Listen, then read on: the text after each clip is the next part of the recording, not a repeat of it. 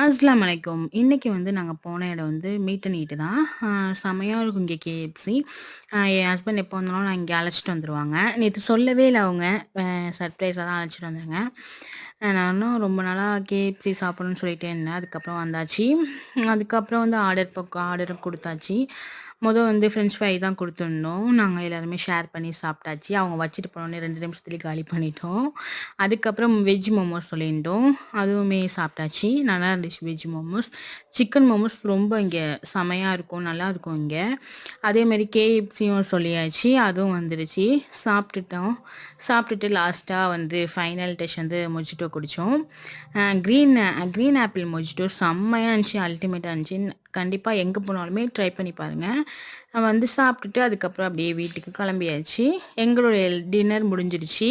அதுக்கப்புறம் வீட்ல போய் ஹாயா படுத்தாச்சு. நம்ம சேனல பிடிச்சிருந்தா சப்ஸ்கிரைப் பண்ணிட்டு லைக் பண்ணுங்க.